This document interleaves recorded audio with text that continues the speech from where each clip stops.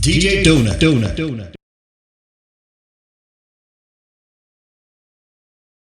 This is DJ Dunack.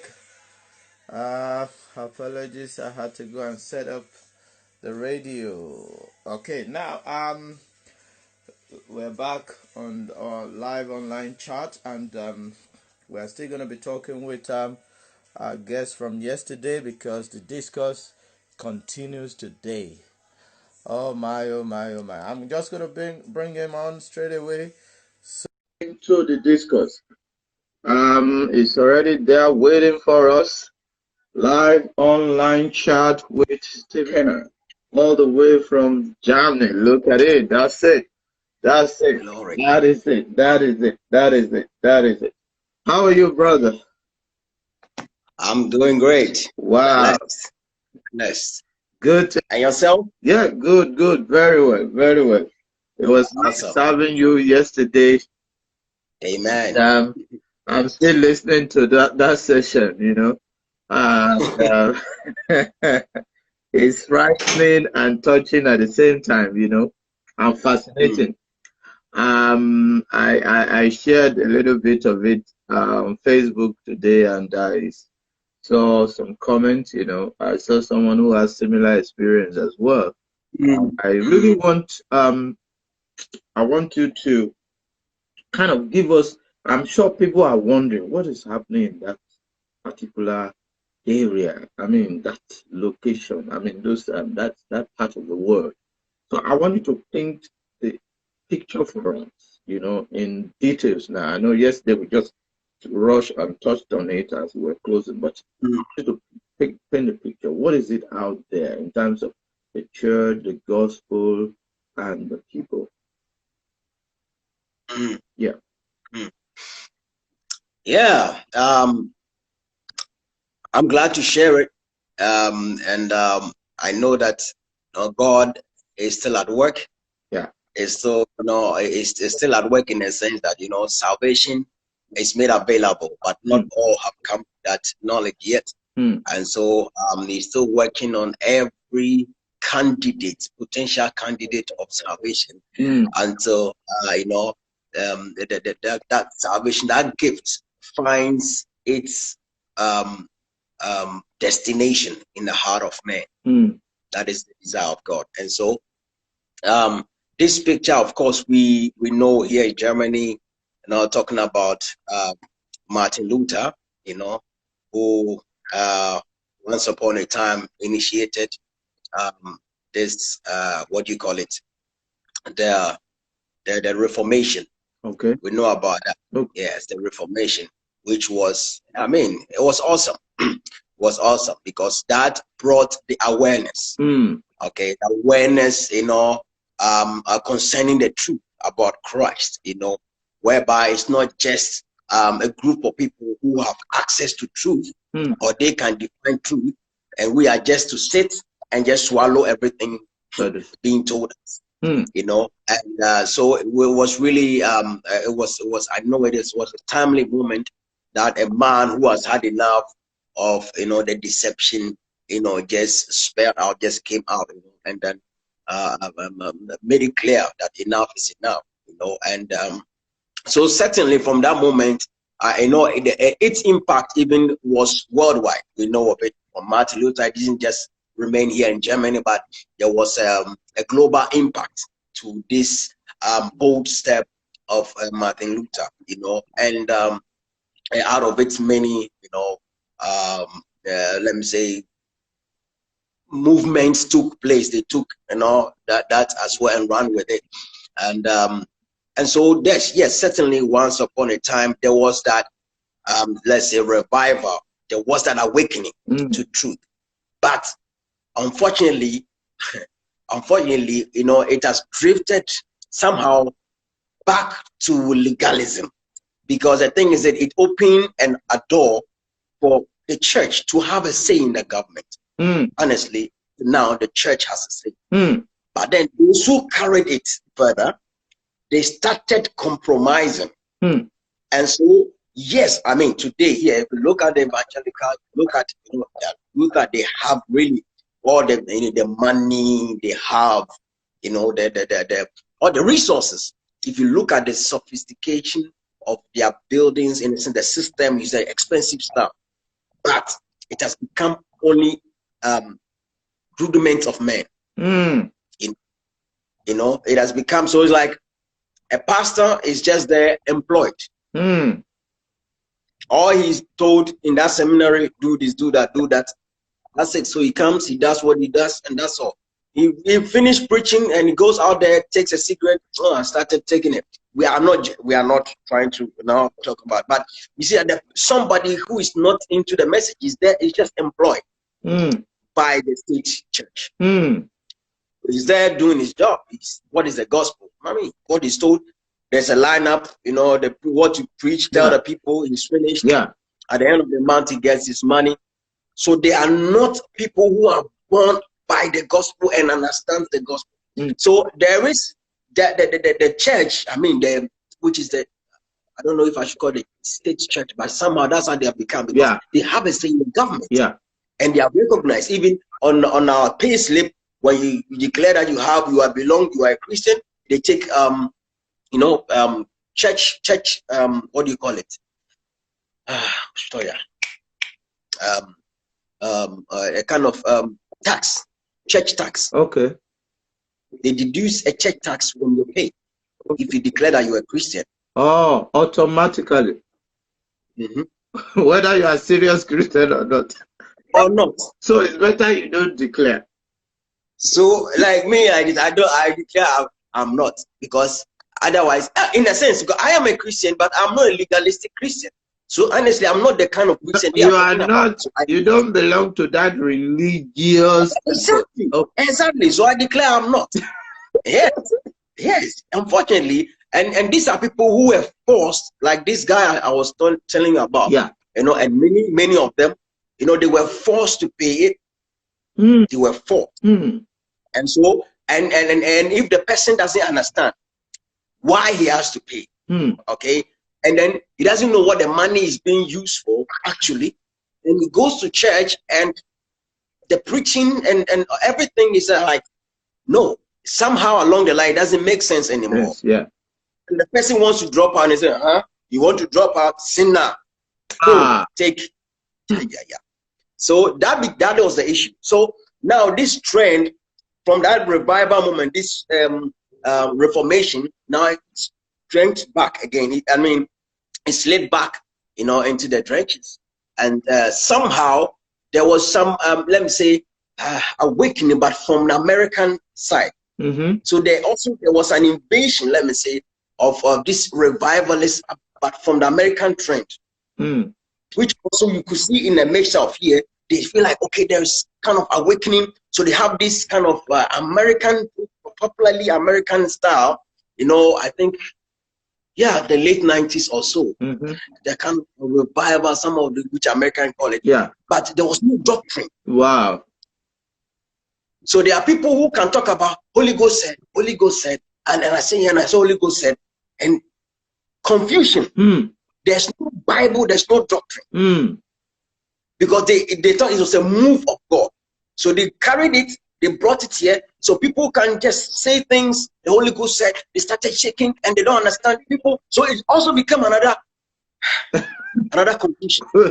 So people who are sick of this, people, the other side of it, you know, the evangelicals who were legalistic, and these people also came, they are kind of spiritual, and they don't understand where they are coming from. So really, with time, they are sick and tired. This is your church, you can't just understand.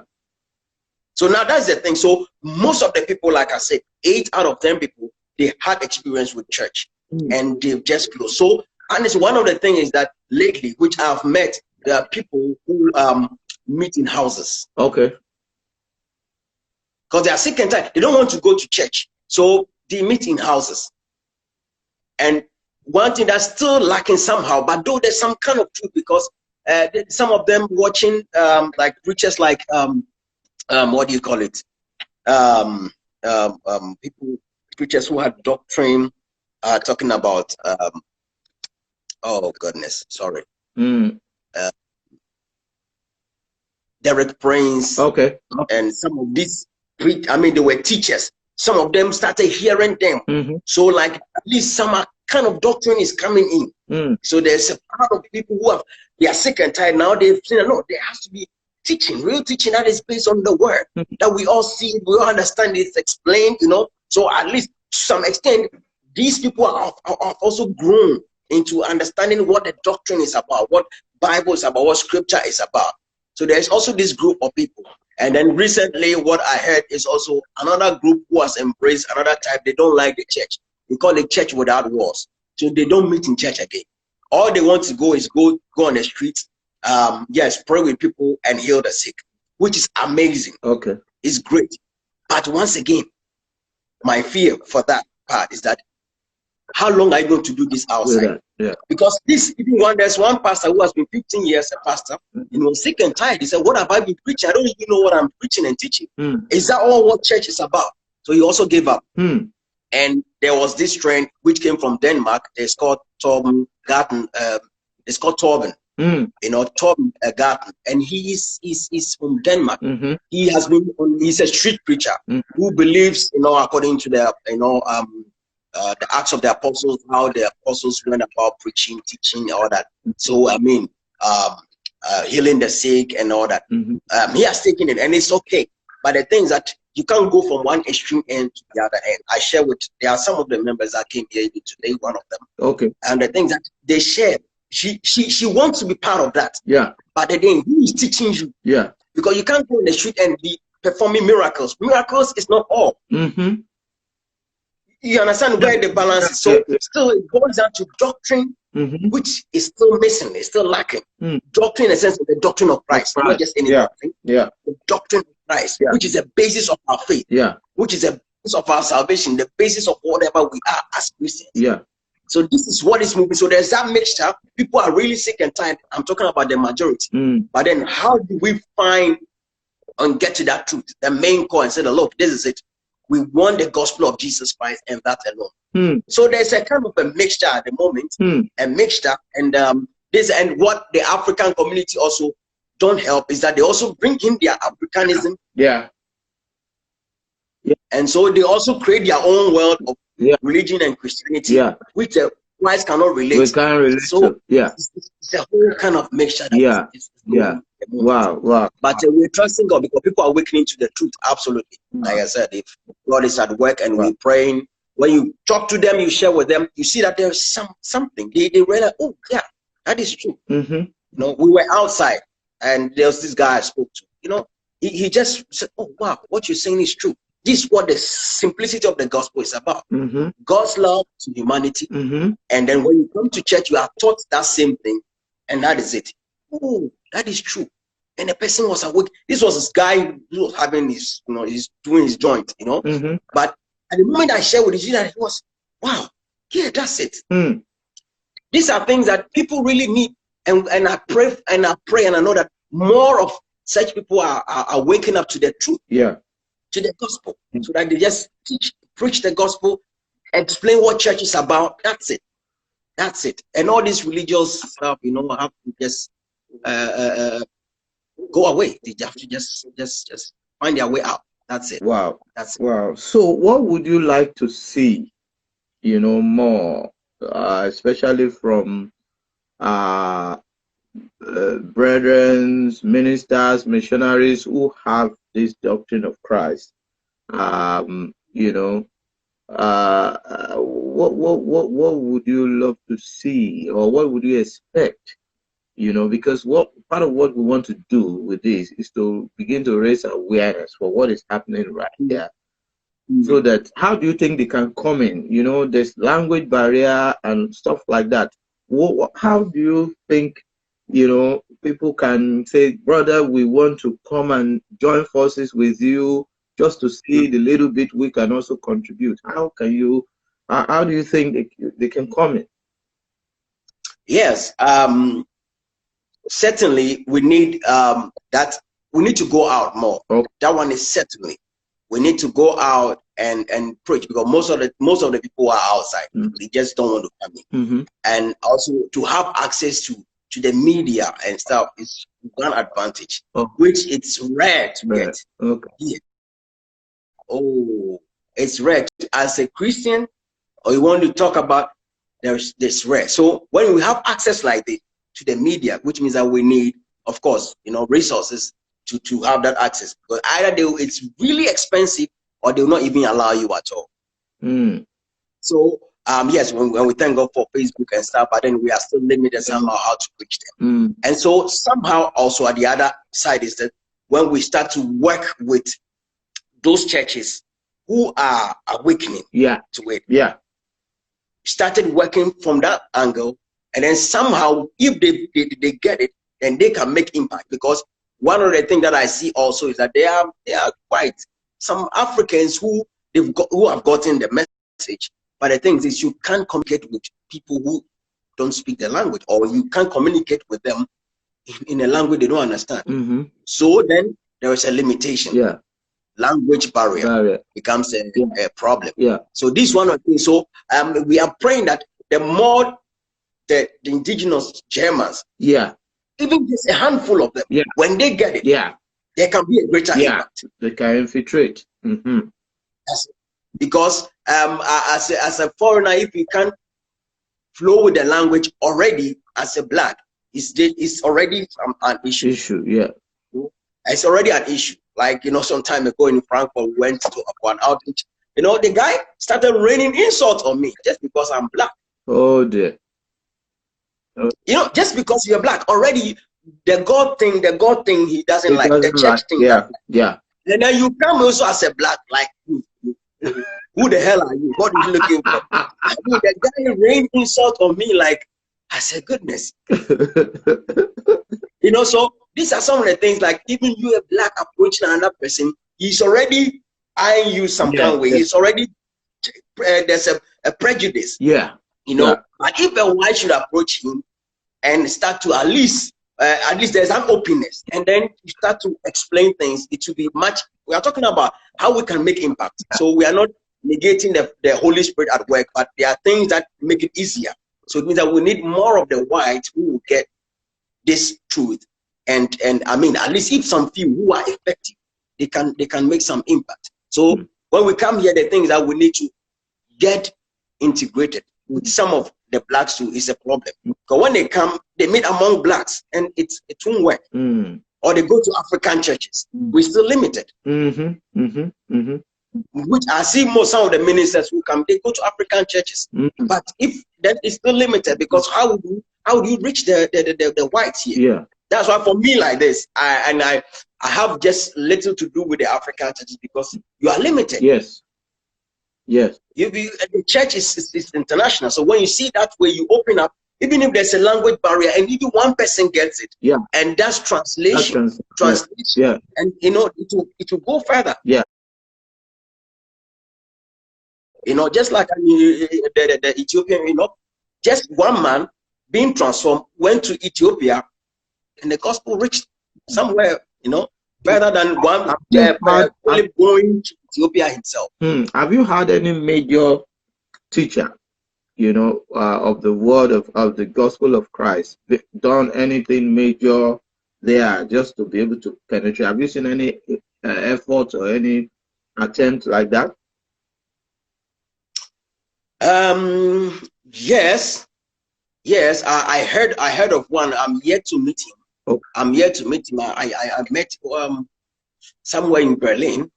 Somewhere in Berlin. I don't know him personally, but I'm yet to meet him. And yes, there are certain young blacks, who have also somehow, thank God for social media and stuff, now they've also awakened to the truth. And so at least they are also somehow making some impact, which I know somewhere in Köln, it's Cologne, that's how they call it. They've also started something. So like I said, there's somehow from an angle, and with that, they are whites. Whites who are getting involved, the young ones. And that's what's amazing. When I see some of the stuff like this, I can travel there. It doesn't matter the distance. I just go there to participate, because it's really that excitement. I'm excited about it. Hey, yes, something is happening. So yes, there are no major, and I've not seen any major minister. I don't know how we determined. I've not seen any major minister doing that, but I've seen some ministers coming up who are at least they are down to it about the gospel. Have you made any attempt to get someone like Dr. Damina to come do something major in that place? We're working on it before the lockdown. We're trying to see how he will come. There was an Europe tour being planned actually, and unfortunately it was right in May. It was supposed to even take place, but because of the lockdown, but it's still in yeah, it's still on plan, and we're still working on it because we need the gospel to make impact. Yeah, absolutely. Yeah, absolutely. Yeah, talking more about your experience on the street, you know, have you? What are the major challenges that you think you have faced, really?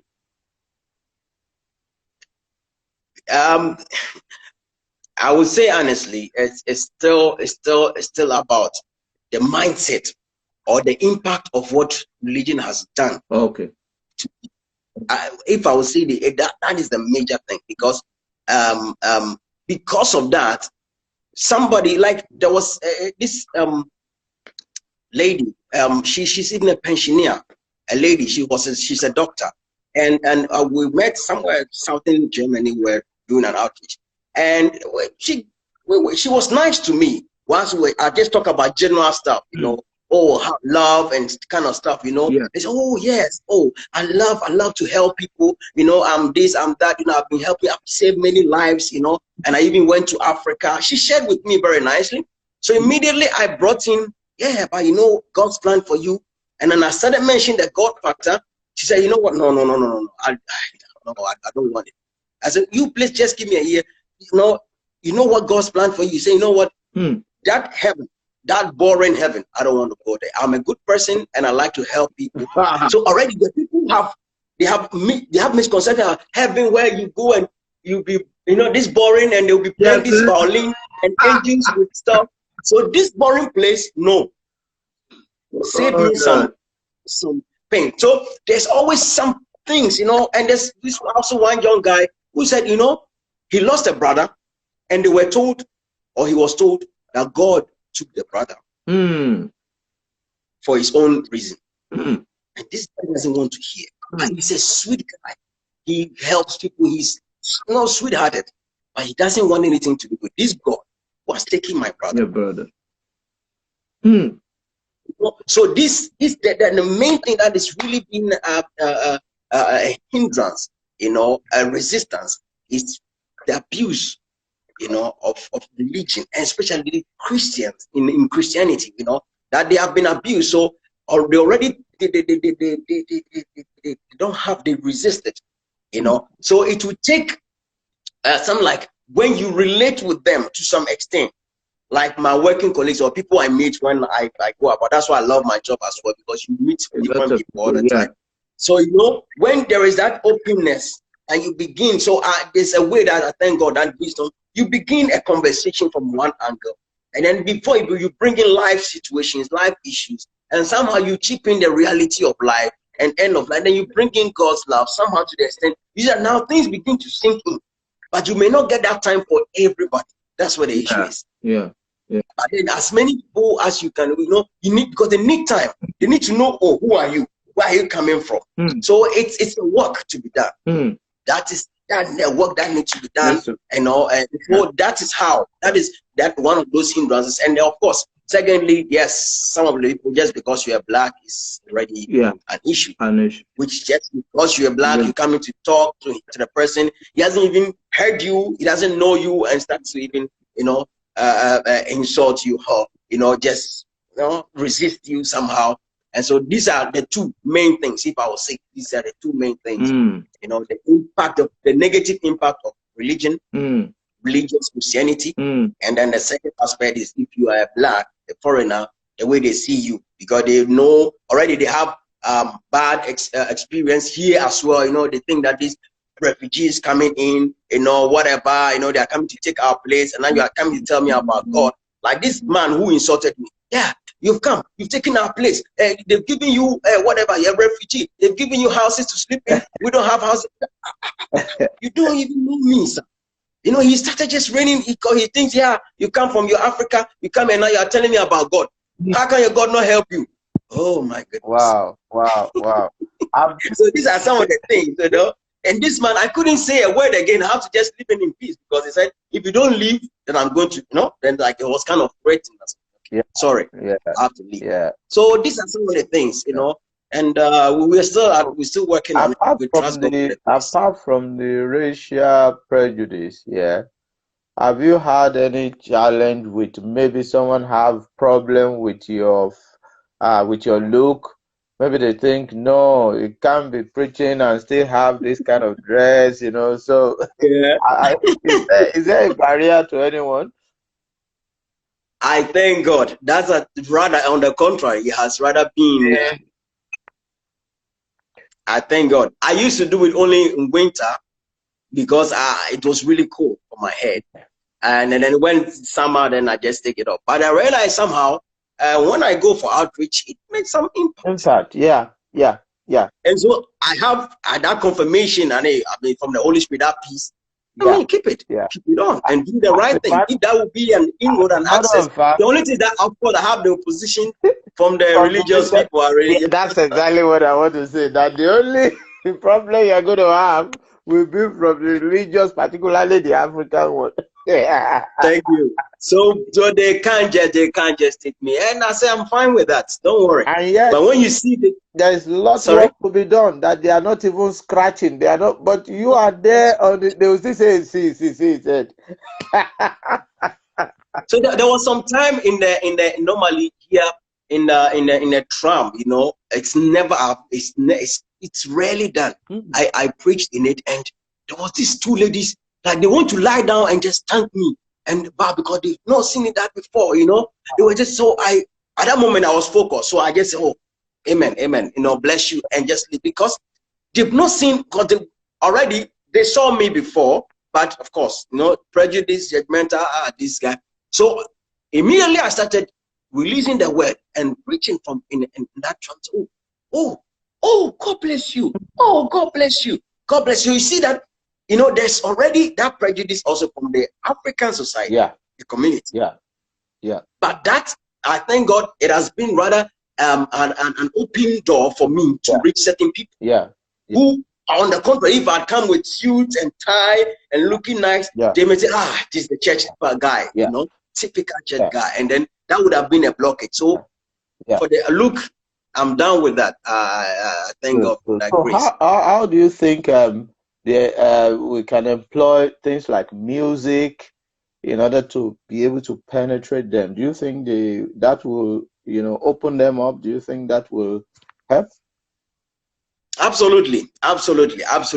Yeah, you know, music has an impact, and definitely when you start to, I mean, in my former church, we used to have hold outreaches in summer, and we have what do you call it, stages that we rent sometimes, you know, and sometimes we do it in a truck. There was this one worker who the boss would just give us the truck, you know, a long trailer, and then we open one side of it, the tarpaulin, and just use that just as a stage, you know, and just play. To the music, people come to hear.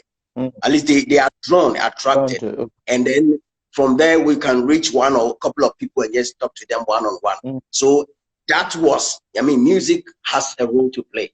Music has a role to play, honestly. Music has a role to play. So, do you also think there are materials, enough material, maybe Bible in Dutch, you know, things like that, that can help? Do you think you have enough of those things? Oh, well, as for that, yes, there is, because I'm in contact with one Christian publishing company in southern Germany. They are very good. They are very good. They are also, you know, they are sound in doctrine. And they do well. I've had a couple of flyers. Okay. Because I look into the content very, very carefully. I read through, and they have good content. So and they deliver for free. They deliver for free, and I mean, outreach stuff. You know, things to reach out to people with. They have those materials. So such, you know, publishing companies like this, they need also the support, because they don't ask for money. So it means they, out of people offering from the Christian community, others, you know, they get their money from there. To me, that they also need the support. That once in a while, okay, I also send money there to support them. So they are to some extent, because I'm talking about, I've seen other ones which have hellfire and stuff on it that it's not the gospel. You know, I mean, they have this kind of, it's not a gospel in it, and such stuff you cannot take it around. You can, because it's not, it doesn't tally with the message that you are bringing. But otherwise they are at least Bible. They I know even another one who distribute also Bible for free. They just you can just order Bibles for free, and then you can get it. So they, for that, to some extent, I would say there is enough materials. If only one is serious about the outreach, if only one is serious, there is materials in Germany, and I mean the German language that one can use. In terms of welfare, because I think we've seen some ministry who kind of use welfare as a way of, you know, just like organizing a kind of breakfast of bank, you know. Do you think that really will do anything? I mean, you mean in terms of like the individual churches? Yeah. Or you mean like if you want to use that as a strategy now, like you want to, you know, like you said, is usually via, you can reach them more by one-on-one, you know, interaction. So when you create like let's just say you create like how will I put it now, like a breakfast meeting. I just say, oh, let's have we have, you know, free breakfast. Let's talk over, you know, things like a lunch, you know, or welfare, like, oh, we have some food packs, some groceries and stuff like that, and from there you can begin to interact with them. How you doing? And you know, we're just sharing the love of Christ, you know, because he loved us and he gave Christ, you know, God love, you know, things like that. Do you think the reception will be good in that life? Yes, certainly. To some, I would say it's not wrong in itself in that way. You know, to you know, get people in that direction, in that way. You know, to at least to be able to use that as a means to reach them. But here's the key, that if they come and they hear, follow up. Yeah. It's what one needs. When we look at, you know, because if they may be expecting, and if that is not done, and the gospel has not had impact in them, then that is all. So they only come for the food. So to some extent, you may get some people. So I wouldn't, like I said, I wouldn't say let's boycott it or it's not good totally. And you can also say that is a guarantee. So there's a way to use it so that it won't be something that let me say like a bait where somebody will come looking for food, and today there's food, tomorrow I'm coming to look for food and it's not there. It's like, okay, what are you talking about? So that's where there have to be a balance in it. Once in a while one can organize that. There was a guy who used to help, who occasionally, or like Easter or Christmas, they gather stuff for those who are homeless. I mean, those who are sleeping outside, that kind of stuff, you know, to help them, which was okay. You go do it once in a while, and then you can be able to share some few words with them. And the only thing is that to continue, because one thing is that the follow up that will get the people to be gathered, for them to be taught, for them to be grounded. That is where the other aspect too comes in. The other work comes in. That you need, if you really need it, then you need to have the resource to continue that way. But then that is also, you know, somehow challenging to do that. But then, nonetheless, it is a means to certainly reach out. Okay, how open is the system to reaching out to people, maybe in hospital, in the prisons? I know here there are a lot of restriction. You have to be registered. You have to, but however, we're still getting to do it. But I don't know in your own area whether it's even allowed at all, or even, because the essence is that we want to open up a different for different people might have interest to come and partner and do something on ground there. So have you had experience with going to hospitals, going to homes, these elderly homes or things like that, or prison, and just to reach out with the gospel? Well, it's similar. It's similar, like at your end. Okay. You need certificates and certifications, and all this. You need to go through legal stuff. It's not easy to just have access. To enter. The prisons or the hospitals like that. They need to go through protocols really, and they scrutinize the one particular stuff. And I think there used to be. I think I heard it. I can't confirm that. I could be wrong. But somewhere along the line, I think there was also some kind of abuse. Yeah. There was some kind of abuse, so they started to put those restrictions. There was some kind of abuse. Yeah, I think if we go through all those priests, if we can get, some of those priests, get them, to open up to the gospel, understand it's wrong with it, I think they kind of are legally allowed in a way to minister to people here, by law, because that's their job is formal job anyway. It's like So if we can get them, we can target them to be able to get to understand the gospel, and they can now, train people, and they can be able to say that, oh, we have trained these people. I've trained them on how to behave, how to comport themselves when we get to the field, and things like that. From there, they can begin to penetrate all areas. I think that might be a good strategy to try to reach those people, to target even if one. So that one that will give us strategy and say, oh yeah, I'm qualified to minister to people at hospital and all that. Yeah, so let's that would be that is true. But the only one other thing is that which they are giving what to say and not what to say. And what I understand that. So don't say like this, like God said. No. You say that according to this book, something like this was said. There's no affirmation that God wants to heal you. Don't say that. So there are things they put limits to restrictions. That's exactly where I want you to go. Because that's how it is here as well. You are not allowed to be free to say that God's word said it is His will that you be healed, or this and that. No.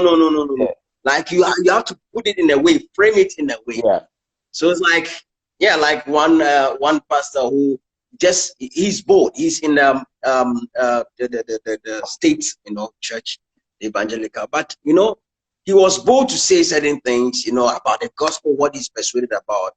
He was chased out of the church with accusations that you can't just say that, it's against him, whatever. It's like, wow, they want to kick him out of it and say, look, what he said, there's nothing wrong because he's talking about the scripture. That's what the gospel is. And so if you are telling me I'm not allowed to say this thing because you think it's not, the thing is it was about homosexuality. Okay. And he said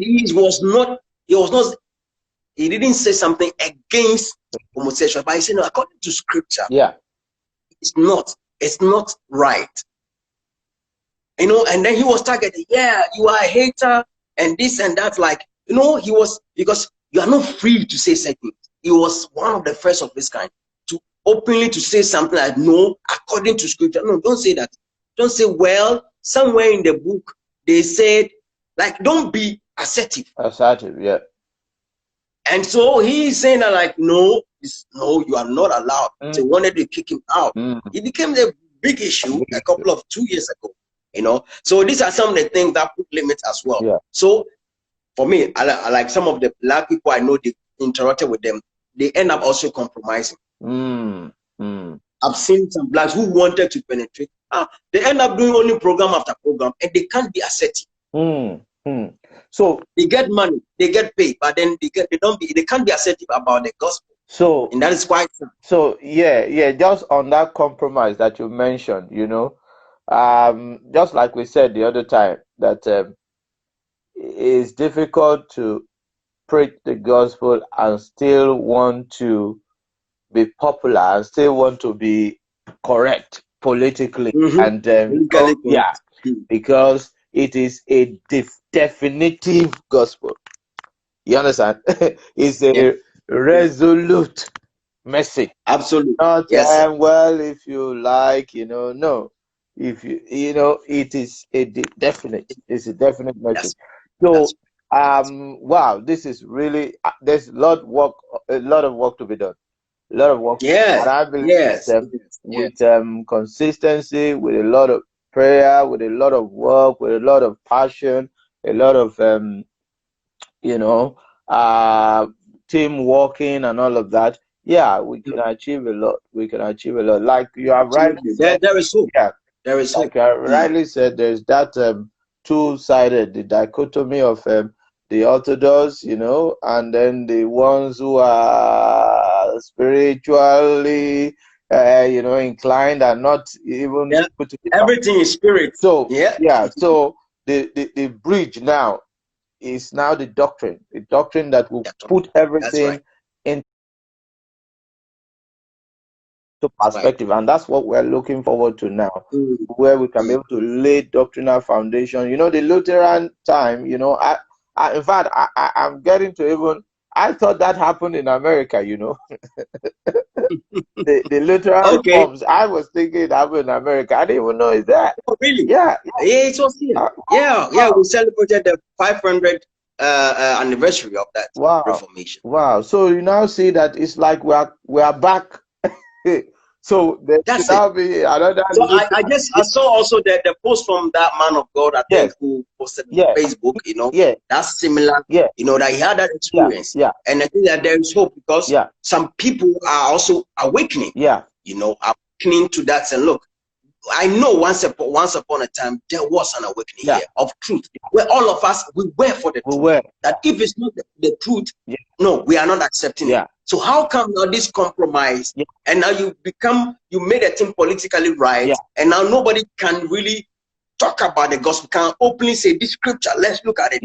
You know, some are really sick and tired. So there's that also another on one side of it where the people are open for truth. And this is where we are looking at you, and that's always what I pray that I get in touch with such people. Because when you meet them like this, you know, it's like it's just like that. Like I have one guy, he's you know, very down to earth about the gospel. I mean, he's down to it. He's a bodyguard, so unfortunately he can't open up in public. But he's a very good friend of mine that I know. We share all the time. He calls me. He's a German. He loves it. He was once a drug addict, but now he came into the truth, and he passed through this spirit thing. So he also had issues. Today I'm seeing demon. So I used to talk to him, and then I share. So no, let's look at scripture. You can't just talk about and I know God is trying to humble me. So I sometimes see the demon, give me demon. Like they have this thing. There's no scripture back by this a white who is so much into this stuff. But I thank God with the last time, I mean with these last years, he has grown. And he's open up to now let's look at scripture. Because his heart is yearning for it. And now, so I hear him every time we share. He shares with me. Look, I was here. I shared the gospel, and this woman, and this thing, and that. So, like you see that there are people who are hungry. Passionate. You know, they are looking for the truth, and they are making it in that small way. But I know that it's igniting and it's growing. There's hope. There's hope. Definitely. Circumstances will be orchestrated that will bring about that opportunity for their heart Yes. to be Amen. open and with Amen. challenge Yes. their heart with that gospel, Amen. that doctrine, because that's Right. exactly what is consistent. You understand? That's exactly what is consistent. If you're doing all the orthodox, yeah, you get definitely, and that's what is happening.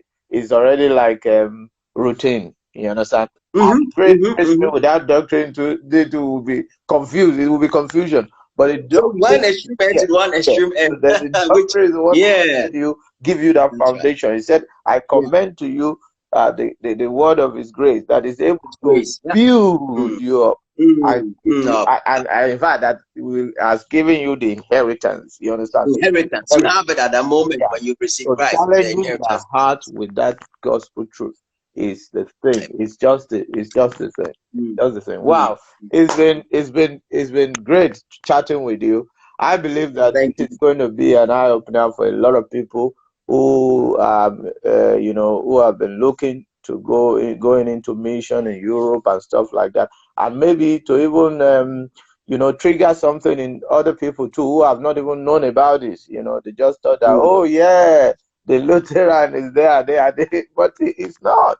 It's not at all. It's not at all. So, that's one of the and I've been I was in Italy as well, and anybody who has been in Italy can bear with me as well. They have similar challenge, but this time it's not from the Lutheran Church, but it's from the Catholic Church. Okay. Oh, it's also another case. I don't know if it's also another worst case that nobody doesn't want to hear anything about God, because all they know is that this Pope is a robber who has robbed all our money, the gold out there. And so somebody said, look, the only time I'll go to church is when I'm dead. Wow. Only time I'll be in church is when I'm dead. It means I'm in a coffin and that priest will pray or whatever. No, listen. He said the only time I will be in church is when I'm dead. You see, so many, again, religion has created or has maligned and misconstrued, the character of God. So people don't want to hear it. Immediately you open your mouth, I don't want to hear that. Because that thing, it has created a mindset that has become a boundary. But I know that, God in His mercy, when we are consistent, all this I'm praying that those who have known it, let's be consistent. Because God wants all men to be saved. Including that person who has only just misunderstood. He has only been presented a wrong message, a false gospel. So the person rejecting doesn't mean the person has rejected God. So we have to just be consistent and not compromise. Just like the case of Saul of Tarshish. The way he was so passionate, and when he got the revelation, he actually ran into Christ. And it was the one that was used to greatly infiltrate the Jews with the gospel, with the doctrine of Christ. Even the people who were eyewitnesses, the other apostles, he gave them the revelation. That's right. Is a senior to experience, to eyewitnesses. So revelation is what we pray for their heart to catch that revelation, and that revelation to respond to it, and open it, because God loves them. He wants all to be saved, and the responsibility is on us. God has handed everything over to us to do, to just gather and be doing dancing and all those things. Gather in mass in a part of the world, whereas in other part of the world, whereas in other part of the world, there's a lot of work to be done. A lot of work to be done. So, wow, thank you so very much. I really appreciate your time and the work that you're doing in that place. We pray that grace abounds and God will continue to give you, the strength, to be able to carry on with the work, and it will also, keep you safe. It delivers you from wicked and unreasonable men. Those men who will insult you, He will deliver you from and you and your household. Thank you so very much. We really appreciate it. Thank you, sir. So we will still have you to from time to time to know what is going on, and hopefully people will have to. Because we didn't finish the gospel song as well, but we'll take it another time. Yes. The singing stuff, but with another time. We're actually going to bring the singing there. What we're going to do, you're going to help us with translation of some of our songs, in the language, in the Dutch. So, sure. To, also reach out, to challenge their heart about the love of Christ and what He has done for us. All right. So, thank you so very much. I really bless you. Amen. All right. Enjoy Thank you your for the great job. And love to your family. All right. Amen. Thank you. The same to you too. Great grace. Great grace for the good job. Bye. Bless you all. Bye. Bye.